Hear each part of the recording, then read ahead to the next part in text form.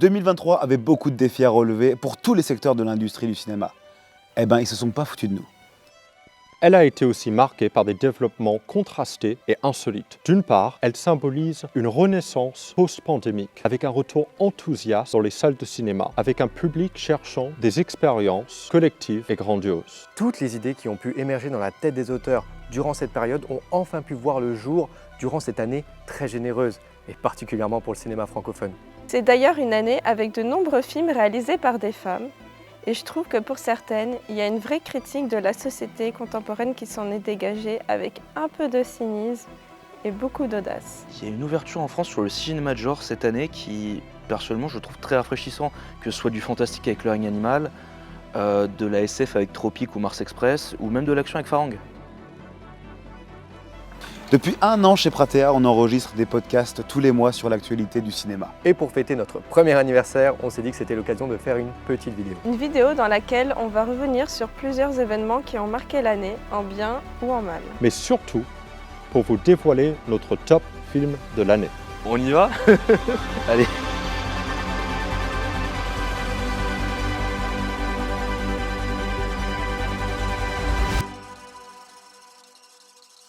Hey! Ouais! Pardon, je pense qu'il y a un pépin dans votre histoire. J'ai envie de soulever une somme de plusieurs événements. Je ne sais pas si vous avez remarqué, mais tous les monstres d'Hollywood se sont décidés à sortir leurs films cette année. Entre Nolan, Spielberg, Scorsese, Chazelle, Greta Gerwig, Aronofsky, Miyazaki, Fincher, Ari Aster et j'en passe, James Mangold. Je vais me fâcher. Non, là c'est trop. Tu veux bien? Je gère. En parlant de monstres hollywoodiens, bon, vous savez que Barbie a dépassé les 1 milliard de recettes. D'ailleurs, le gros événement dont on a beaucoup parlé cette année, c'est Barbenheimer. En fait, moi, je voulais revenir sur un côté un peu anti-événement de l'affaire, parce que le film a été censuré dans pas mal de pays, notamment le Cameroun, où il a été accusé de pervertir les enfants, le Koweït, pour introduction d'idées étrangères à la société, ou encore l'Algérie, pour atteinte à la morale. Si on peut traiter le film de woke, l'interdire est peut-être excessif. En 2023, le monde du cinéma a connu un tournant fascinant. Pendant la pandémie de Covid, l'idée de se rendre en salle de cinéma est devenue presque un concept désuet, réservé uniquement aux grands blockbusters. Cependant, cette année a été marquée par un revirement surprenant. De nombreux films indépendants ont reconnu un succès majeur dans les salles. Parallèlement, des géants de l'industrie, tels Disney, ont connu des énormes pertes financières, s'élevant à $1 milliard. Une véritable révolution dans le monde cinématographique, redéfinissant le paysage du 7e art. Vous avez vu En pleine tempête? Non. Mark Wahlberg, il est au sommet de son art là. Et l'industrie a dû également faire face à l'avènement de l'IA. Et pour ça, il fallait lutter. Et c'est ce que les artisans du cinéma ont passé l'année à faire. La SAG-AFTRA, syndicat des acteurs, et la WGA, syndicat des scénaristes, ont passé près de 5 mois et demi sur les piquets de grève pour lutter contre les studios. Les studios, c'est-à-dire Disney et Netflix, soyons clairs. Faire entendre leur voix et imposer des restrictions sur l'utilisation de l'intelligence artificielle. Car une IA qui peut écrire des scénarios, bon, ça va 2 minutes. Mais si une IA commence à reproduire le visage des acteurs, Y compris les morts. c'est un petit peu trop Skynet style à leur goût. Mais ce qui fait de cette grève une grève historique, c'est qu'ils ont gagné. Alors sans déconner, je vous invite à vous renseigner sur tout le combat qu'ont dû mener les syndicats face aux studios. Il leur a fallu un courage immense, vraiment. Bravo à tous. Et malgré tous les problèmes que ces nouvelles technologies pourraient poser, il y a de plus en plus de petites boîtes comme A24 qui continuent de proposer des projets de plus en plus originaux et qui ramènent de plus en plus de monde. Alors qu'il y a encore quelques années, tout le monde avait peur que le cinéma soit devenu trop mercantile. Et là, on commence à voir une lumière au bout du tunnel. Have you been dreaming about me? Have I been dreaming about you? Yeah. En bref, il s'est passé beaucoup de choses cette année et vous inquiétez pas, on sera là pour vous parler de la suite. Si vous aimez notre travail, abonnez-vous à notre chaîne YouTube, laissez un commentaire, laissez un like, ça nous aide beaucoup. Si vous êtes intéressé par notre actualité, suivez-nous sur Instagram, vous avez le lien dans la description. Bon, on passe à la suite? Avant de vous parler de notre fleuron du cinéma 2023, on vous avoue que le choix était difficile. Et comme on n'a pas pu se résoudre à ne vous parler que d'un seul film, on a quand même créé une petite section mention spéciale. Alors on perd pas de temps. Trop tard. J'ai commencé à danser. Une fois lancé, je ne peux pas m'arrêter. Allez, putain, c'est lent, cette merde.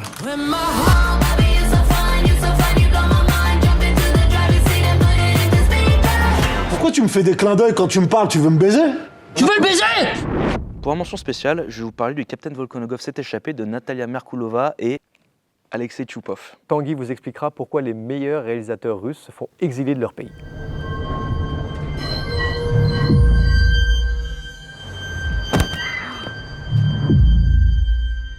Le film est un thriller se déroulant en 1938, pendant les grandes purges de Staline. Notre protagoniste, le capitaine Volkonogov, s'échappe de son travail à la police politique afin d'échapper à son exécution. Pris d'une vision, il va découvrir que s'il veut échapper au châtiment de l'enfer, il va devoir obtenir le pardon d'une des familles de ses victimes. Bref, c'est l'histoire d'un bourreau qu'il apprend qu'il a une âme et qu'il peut la sauver. Et il a piqué cette phrase dans le DVD. Non. Une interprétation puissante autant physique que émotionnelle de Yuri Borisov, qui est sublée par une photographie magnifique et surtout un Leningrad esthétisé à la perfection. C'est criminel que ce film soit passé inaperçu. Cette incroyable chasse à l'homme métaphysique a valu aux deux réalisateurs de se faire bannir eux et leurs films de Russie juste avant la guerre en Ukraine. Comme quoi, pour devenir réalisateur en Russie, le diplôme de cinéma, c'est se faire exiler.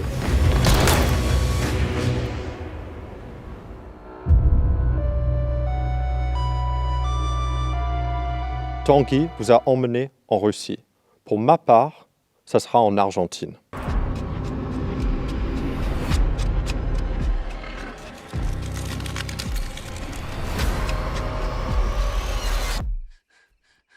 Dans When Evil Lurks de Damien Runia, deux frères rencontrent un homme qui est possédé par un démon, en train de donner naissance au mal absolu. En essayant de se débarrasser du corps, ils ne font que empirer la situation. Bien que le film soit thématiquement un peu léger, il ne lessine pas des frayeurs authentiques, de l'intensité et de la révulsion. Le film est une parabole sombre et oppressante sur la désintégration de la confiance en communauté, entre membres de famille et entre l'État et son peuple. When Evil Lurks réussit à captiver et à horrifier, offrant un message intéressant sur les dynamiques de la peur et de la méfiance dans notre société contemporaine.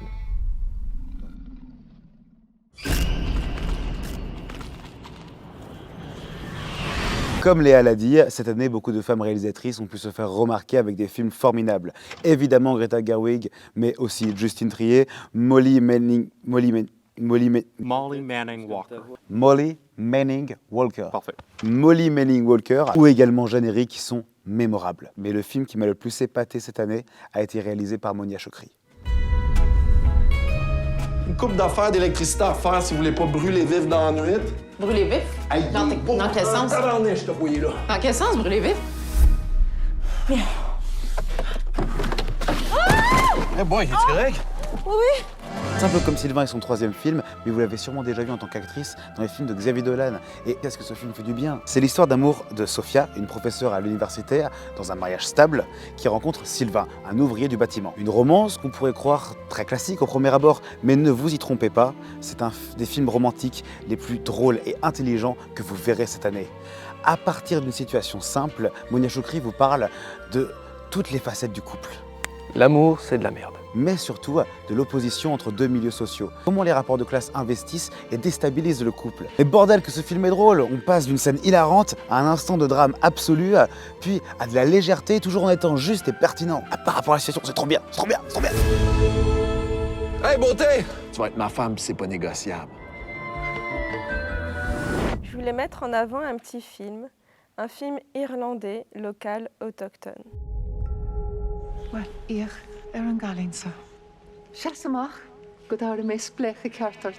The Quiet Girl est l'adaptation de Foster, une nouvelle de Claire Keegan. Le réalisateur et la productrice ont réalisé ensemble leur premier long métrage de fiction dans le cadre d'un programme dédié à la langue irlandaise et il est tourné en irlandais gaélique. En 1981, dans l'Irlande rurale, Kate, 9 ans, est une enfant timide et solitaire. Alors que la mère est enceinte, elle devient en trop chez elle et la mère décide de l'envoyer chez sa cousine Aiblinn, qui l'accueille chaleureusement. Ce qu'il y a de très beau d'abord, c'est que Kate, Aiblinn et son mari, qui sont tous les trois fermés au début, vont s'ouvrir les uns aux autres au fur et à mesure et les adultes vont redécouvrir la beauté de la vie au travers du regard de cet enfant. J'ai adoré la photographie minimaliste et il y a aussi un très beau réalisme rural avec les animaux et toute cette vie à la campagne. Il y a une magnifique scène comme ça où la petite court pour aller chercher une enveloppe dans une boîte à lettres. Et juste ça, c'est magnifique. Ce film est d'une grande délicatesse et en sortant de la salle, je me suis dit que ce film transmettait de quelque chose de beau et de profond que seul l'art véritable transmet.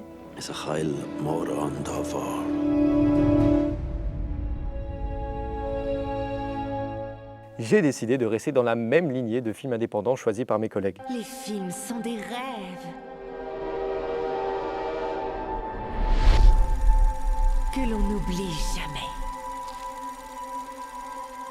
Ok, c'est peut-être pas le film le plus indépendant de tous. The Fabelmans par Monsieur Spielberg, c'est l'histoire d'un mec de 76 ans qui vous apprend à faire un film sur vous sans jamais être larmoyant, barbant ou même dans le cas de Spielberg, sans jamais être prétentieux. Et pour ça, il fait le choix très juste de ne parler que de la période de son adolescence et de son enfance, avant ses premiers films produits. Ce que je retiens de ce film, ou plutôt ce que j'ai envie de retenir de ce film, ou plutôt ce qui me fait dire que ce mec c'est l'incarnation du cinéma, c'est la justesse avec laquelle Spielberg nous explique en quoi ce sont ces péripéties d'adolescents qui lui ont permis petit à petit de devenir un réalisateur encore plus aguerri. Toutes ces expériences de vie vont être traduites en expériences de cinéma, et inversement. J'ai encore des frissons rien qu'en pensant à cette scène de dérush dans sa chambre qui va lui permettre de découvrir une vérité sur sa mère, ou comment, par le montage, il va réussir à faire passer la brute de lycée pour un héros et lui permettre de faire changer de point de vue. Et si ça, c'est pas la poésie du cinéma. Quelle scène est-ce que tu as préférée? Écoutez, tout ça nous fait déjà plein de bons films, mais il est désormais temps de vous faire découvrir nos vrais films préférés. C'est quoi le plan, Dom? Je vais avoir besoin d'une arme.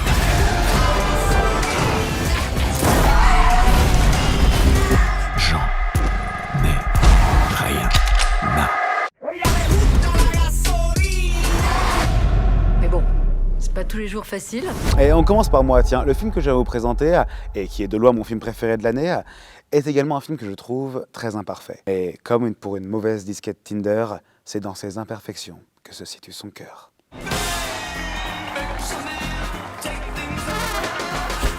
Comment envisagez-vous l'avenir?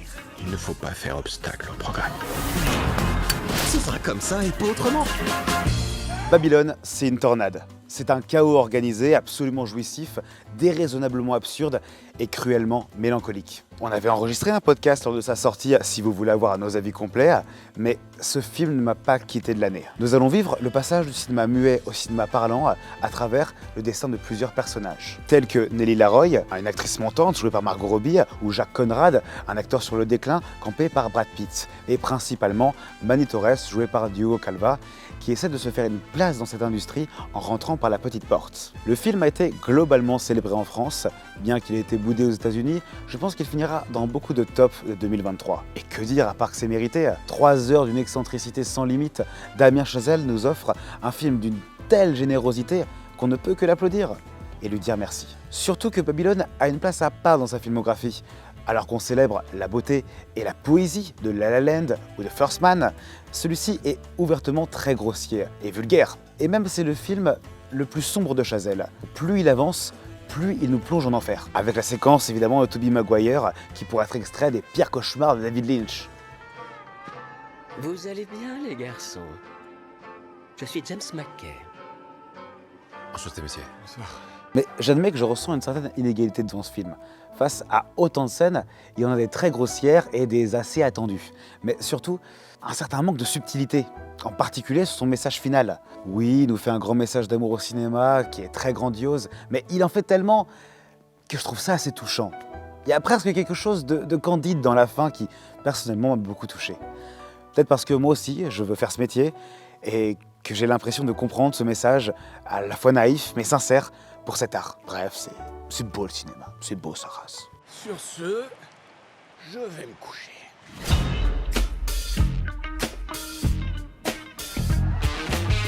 Si je vous dis que mon film préféré cette année est réalisé par 2 youtubeurs, comme toute personne sensée, vous allez penser que je me paye vos têtes. Et pourtant... Tu l'as trouvé où cette main? Apparemment, c'était la main d'un mec qui savait communiquer avec les morts. Oh putain! On m'a dit que c'était la main d'un sataniste. Que l'autre main était là quelque part. Talk to Me, ou La main en français, est un film d'horreur australien réalisé par le duo de fous furieux Danny et Michael Philippou, connus aussi sous le nom de Raka Raka, qui sont connus pour des vidéos, disons...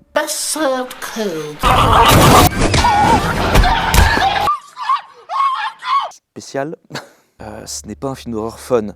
Au vu de l'abondance, on pourrait penser que c'est une espèce de teen drama légèrement horrifique, mais on est plus face à une espèce de mélange entre Requiem for a Dream et Hérédité. On n'est pas du tout sur Devil Dead Rise, même si c'est très bien, mais c'est très spécial. Le film raconte l'histoire de Mia, une adolescente qui vient de perdre sa mère et qui est encore en deuil. Et dans une idée de se changer les idées, elle va participer à une soirée où elle va faire le jeu de la main, qui est un objet permettant de rentrer en communication avec les morts et les laisser prendre contrôle de son corps. Ce film m'obsède. En sortant de la séance, je n'arrivais pas à me le sortir de la tête à un point où je devenais limite paranoïaque. He kept seeing shit move in his apartment. He didn't stop telling us about it. Mia, incarnée par Sophia Wilde, est un personnage auquel on s'attache très très vite, ce qui est d'autant plus déchirant qu'elle s'enfonce dans une spirale de paranoïa au point de se mettre à dos tous ses amis. C'est déchirant, mais c'est beau. On m'a emmené le voir à mon anniversaire, on a beaucoup picolé après. La justesse de la mise en scène et du propos pour un premier film est absolument incroyable. Et franchement, n'importe quel amateur d'horreur ou de film dramatique devrait voir ce film.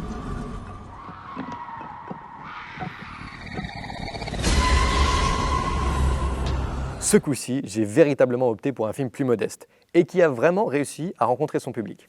Enfin, je crois. Oh, Doug, là, regarde. Oh. J'ai pas regardé. Hein. Ah, si. En position, s'il vous plaît, monsieur. J'ai pas regardé. Pour recevoir la sentence méritée. Vas-y, viens, on bouge, non? Ciao, les gars. Je parle de Chien de la Casse et j'ai décidé que cette revue allait être une lettre destinée à son réalisateur, Jean-Baptiste Durand. J'ai pu le rencontrer et pas Axel, et depuis, il a la rage. On voit ou pas la dédicace?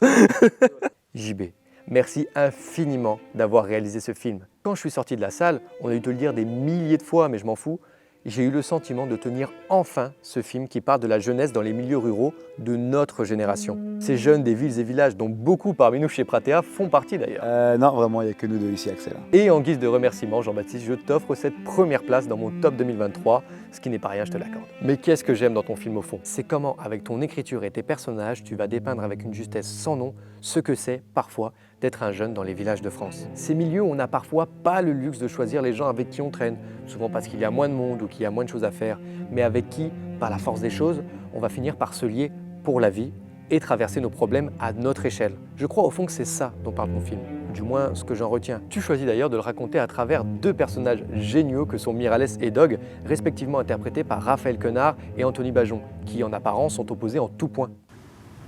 Prends un de tes potes avant de parler d'amour. Qu'est-ce que tu baragouines, là? Déjà, Dieu ne confond pas, je suis pas ton pote, moi, je suis ton frère. Donc, si tu veux, on va se déchirer, on va se haïr, je serai toujours ton frère. Et ça me permet de mettre l'accent sur le personnage de Miralles, que j'ai déjà rencontré personnellement, au sens figuré. Vous savez, ce personnage, c'est la grande gueule du groupe, égo parfois mal placé, énormément d'humilité, persuadé d'être destiné à faire de grandes choses, à quitter cette ville de merde, mais qui au fond cache un profond mal-être. Des profils comme ça, il y en a un peu partout, mais c'est vraiment dans les villages de France que ce mec devait exister. T'en fais d'ailleurs une superbe introspection dans le film, en lui faisant faire une projection de son intérieur à travers le personnage d'Elsa. Elle est grave con, ton Non, chien. attends, là, tu manques de respect. Non. Il est trop bête. C'est fini, tu joues plus avec lui. Je manque pas de respect, il est bête. Moi, je sais que t'es intelligent. Moi, je sais, mais elle est méchante parce qu'elle compense. Parce que ça va pas bien à l'intérieur. Ça doit remuer, ça doit être très triste. Et ça doit être très moche. D'ailleurs, l'une des prouesses de ton film, c'est de pouvoir projeter n'importe qui de notre entourage dans les personnages que tu dépeins dans le film. T'es même allé jusqu'à mettre le gros de l'équipe en gardien de but. Il y a personne derrière. Bon, ok, ça c'est peut-être un peu partout pareil en vrai. Je pourrais parler encore longtemps de ton film, mais j'espère que d'ici là, on aura l'occasion de se rencontrer. Qui sait?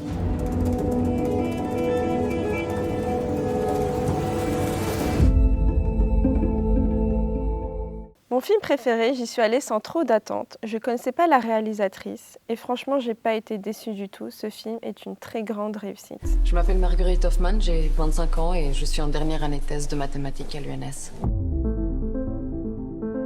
La conjecture de Goldbach, c'est l'un des problèmes non résolus les plus importants en mathématiques. Marguerite, oh, c'est C'est le théorème de Marguerite d'Anna Novian. Le théorème de Marguerite suit une thésarde en mathématiques à l'École normale supérieure. Alors qu'elle fait un exposé de sa thèse devant une assemblée, un autre étudiant qui étudie le même sujet qu'elle, son double maléfique, Lucas, la contredit et lui expose les erreurs de son raisonnement. Gros choc, bouleversée, elle décide de claquer la porte de l'École normale supérieure et d'aller vivre dans la vie réelle et sauvage de nouvelles expériences. C'est donc un film d'apprentissage. Elle va faire la fête et elle va danser. La mise en scène est organique, proche du corps. Les mathématiques sont vues comme une obsession et comme une pulsion, quelque chose qui maintient réellement Marguerite en vie. Et parce qu'évidemment, quand on a une telle passion, on ne peut pas l'abandonner. Je vous laisse découvrir la suite du film. Obsession, le théorème de Marguerite entre en filiation avec Imitation Game de Morten Tyldum, qui est vraiment l'un de mes films favoris. Je me plains souvent des films qui manquent de crédibilité ou qui ne sont pas assez sérieux. Mais là, Anna Novian a décidé de collaborer pour l'écriture du scénario et pour la mise en scène lors du tournage avec une mathématicienne mondialement reconnue, Ariane Mézard, qui a participé à façonner le personnage de Marguerite. Et il a d'ailleurs fallu trouver un vrai sujet de thèse pour le personnage. Ce film est aussi une ode à la recherche scientifique. C'est un vrai film d'apprentissage et il peut donner envie à la jeune génération de se tourner vers la recherche et la science. J'ai trouvé le dernier mouvement. C'est une nouvelle méthode, ça n'a jamais été fait. Il est magnifique. Il faut absolument que je te le montre. J'ai décidé de vous parler d'un film captivant et légèrement autobiographique.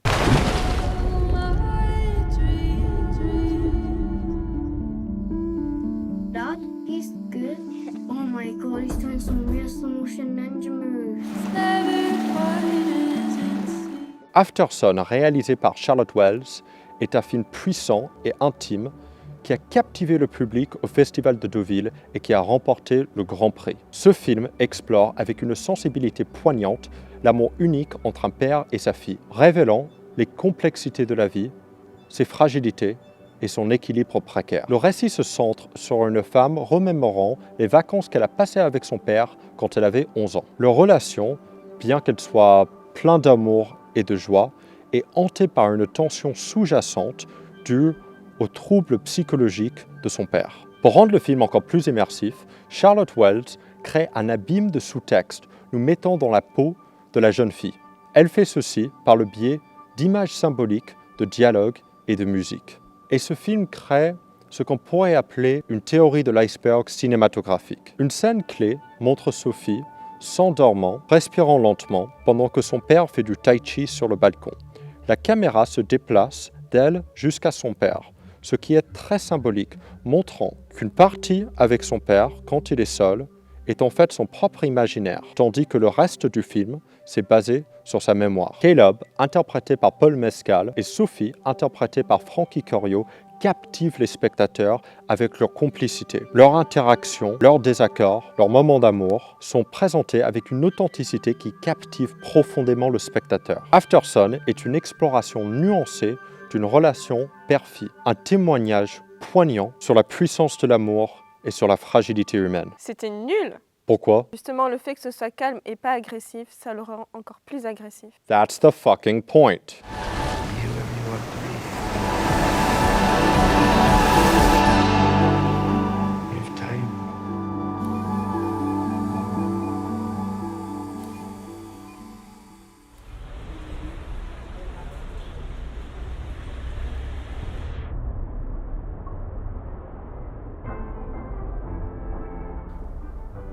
Bon bah voilà, 2023 c'est fini. Ça aurait été une sacrée année. On a réussi notre objectif de faire un podcast par mois pendant 1 an. On est même monté jusqu'à 14 entre les interséances et les mini-interséances. On aimerait vraiment remercier tous ceux et celles qui nous ont aidés, conseillés et prêté du matériel cette année. Vous n'avez pas idée des galères qu'on a eues, il y en a beaucoup plus qu'on pourrait penser. Évidemment, on ne va pas s'arrêter là. 2024, on reprend les interséances chaque mois et on va essayer de faire encore plus de vidéos comme celle-ci et des vidéos interviews comme on a pu le faire avec Nicolas Benoît sur le film Ninja Turtles. Si vous ne l'avez pas vu, le lien est en description. On a également un compte Instagram sur lequel chaque chroniqueur a mis son top 5 et on poste régulièrement toutes nos news dessus. Et si nos podcasts ou nos vidéos vous plaisent, vous êtes notre seul tremplin, donc abonnez-vous. Partagez notre travail et laissez-nous un commentaire sur votre film préféré de l'année. On voit également le progrès qu'on a fait depuis nos premiers jours jusqu'à maintenant et on essaye de s'améliorer de plus en plus chaque jour. Merci à tous ceux qui nous écoutent et qui nous permettent de faire ça. On vous souhaite une très bonne année 2024. On vous souhaite de très bonnes fêtes. Et à très bientôt sur la chaîne de Pratea. Bisous. Gros bisous. Allez, champagne!